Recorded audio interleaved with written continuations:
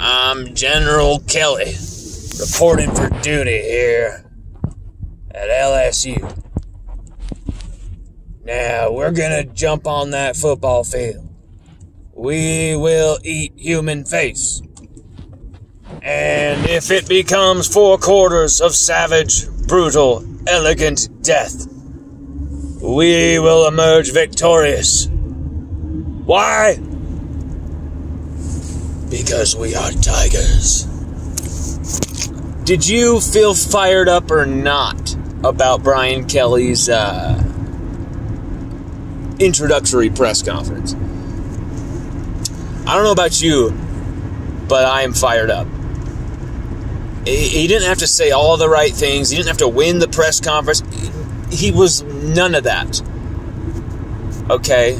He was none of that. The only time you ever sensed any real pizzazz or forcing of anything was when Woodward was introducing him, saying he's going to do this. He's not here to do that, not here to fit in. He's here to transform. He's not here to do that. He's here to, taking it to the next level type of wordage, and it all was great. But then when Brian Kelly went up there and talked, after many of us had just seen his message to the players, filmed by LSU Football, posted on their YouTube channel, everywhere, on Twitter, all over. You got a sense of this guy. He no nonsense is usually a term that is kind of like associated with being bland, not being creative, just kind of being a boring guy. I don't think he's no nonsense in a boring way. I think he's no nonsense in a no bullshit, you aren't getting one over on me type of guy. And you know what is great about that?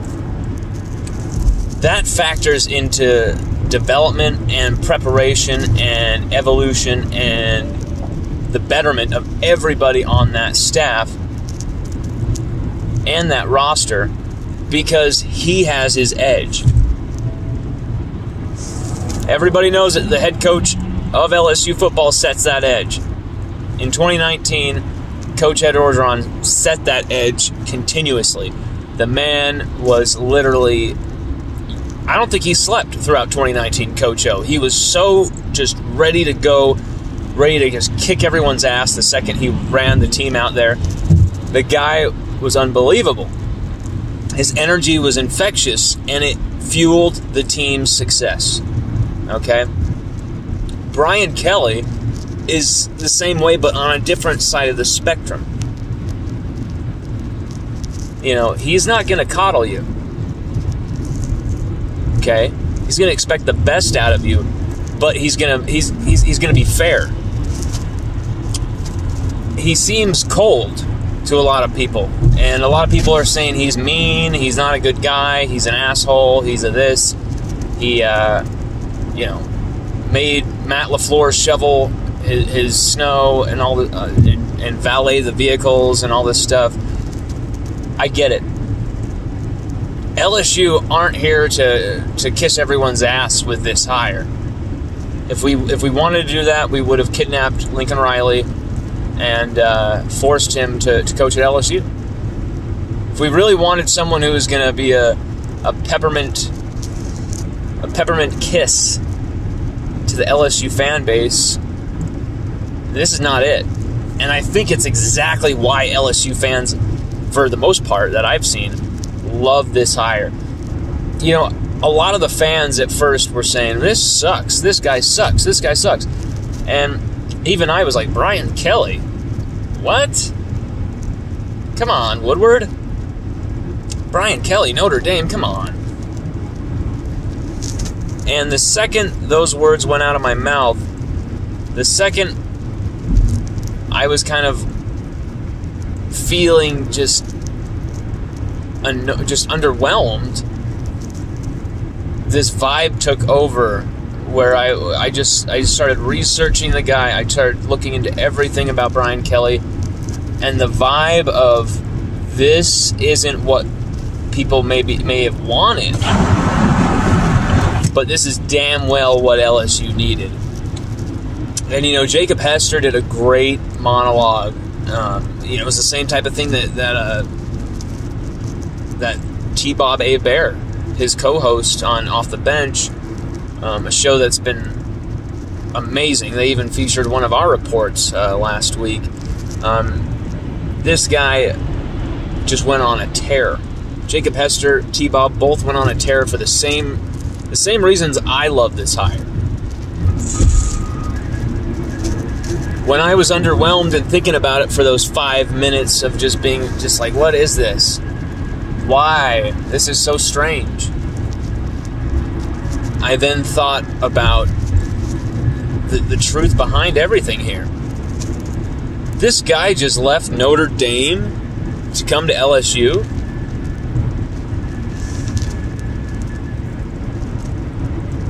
This guy just left safety to come to the absolute dogfight of not only college football, but football in general. The SEC West is the toughest division in football. College, pro, I don't care. It decides the national champion pretty much every year. And, Brian, I think he was done with resting on his laurels. You could see it in his eyes. Brian Kelly is like, okay, Notre Dame played patty cake. And I still turned it into gold. When I come to LSU, there's no patty caking around. Everybody's dialed in. Everybody wants the same thing. We're moving. I think this is very much a partnership between him and Scott Woodward. President Tate is in there, of course. Verge Osbury was a part of that group. Stephanie Remp. But, all intents and purposes, Scott Woodward made this deal happen. We posted, a article that has a ton of quotes from Brian Kelly, some specific ones that we chose to transcribe, and then we've got his full interview on the Dan Patrick Show, his full press conference, introductory press conference is also on there, on that page, on LSUODYSSEY.com. Definitely check that out. We wrote a piece, just a few reasons why we believe Brian Kelly is the right hire for LSU, and why we love the hire. I mean, I remember saying for about 5 seconds, being underwhelmed, and I remember Don Cannon, good buddy of mine, Don Cannon, who says Utah doesn't breed LSU Tigers or Louisianans, because Don is a Utah man, but he's also a Louisiana man. And Don, he said something very interesting. He said, don't be underwhelmed. This guy is absolutely one of the best coaches out there. We just upgraded big time. This is a Saban type hire. And when he said Saban type hire, I'm like, Don, that's a little extreme. But then I thought about it and I was like, Don doesn't really say, DC doesn't say too many hyperbolic statements. He's not really given to that. He's more measured. And when he said that, when he was so excited, I was like, you know what? I think Don is right. And I just kept really grinding into Brian Kelly's past, whether it was, deep into his just win and loss records, deep into his recruiting records, deep into his personal life, deep into how he coached the team, the incident where the videographer was killed in the wind accident, which Brian Kelly took full responsibility for because he was the one who wanted to practice. There's a lot of different things that popped up, and over the course of that press conference, I just continuously was impressed by this guy is not bowled over by the moment. It's almost like he is the moment. He's one of those guys that has the necessary ego for this job, while at the same time not really being an egotistical nut job. Like, I don't know, he seems like he's in control. It feels like, yes, Scott Woodward might be the athletic director, but it feels like right now LSU have an equal to Scott Woodward's presence and his brilliance at the athletic director chair. We've got that now at the head coaching position. That, to me, is another thought that just really just makes you feel good as an LSU fan. Now, going through everything he said, I mean, the guy must have used the word opportunity probably about 50 million times. He used the word alignment quite frequently. His chat on the Dan Patrick Show is very interesting because he said he was asked, would you be at LSU right now if Notre Dame was ranked number 3 in the nation? And he said he couldn't answer that question. He's like, I don't know. You never know with these things. That was very interesting to me because that really seems to be the reason he came to LSU. Was like, okay, we get to the college football playoff every year and then we lose. Is this what I want to be known for? Do I want to be Lincoln Riley too? You know, it's just, this guy came into the fire. I have so much respect for the guy's absolute cojones. And, you know, he's already made such an impact with who I believe is going to be the young nucleus core of this team for quite some time. You know, Jack Besh, Max Johnson, Walker Howard, Keishon Butte, B.J. Ojolari, you know, Will Campbell, Emory Jones. There's a lot of guys who are really liking this hire. And I think it's because it's just what Kelly is about. You know, there's been so much at LSU that is about everything but football lately. You know, cover-ups of rape allegations, transfers, opt-outs, all this madness going on. And with Brian Kelly stepping into the door, it just shuts down. Like, he's just not going to suffer the bullshit. And I love it.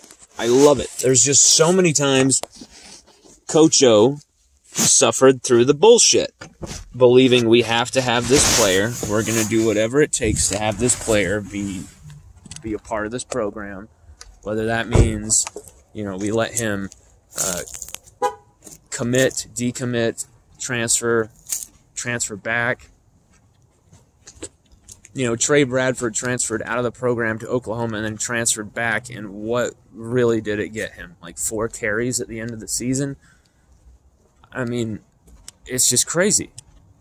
And then you got Dari Rosenthal starting left tackle. He's transferring immediately before the season even begins, just right after the spring game.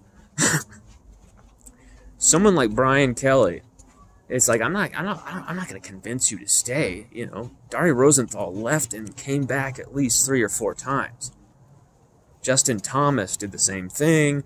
You know, there's so many guys on the roster. If you're looking at the 2020 season, 2019 season, even the guys who are expected to be a part of the team for the next 2 years, so many of them went out the door. Such a huge lack of discipline everywhere.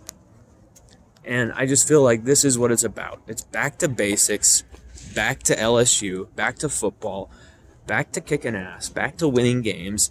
And, you know, I love what he said the most. I didn't come here to win games. I came here to develop players.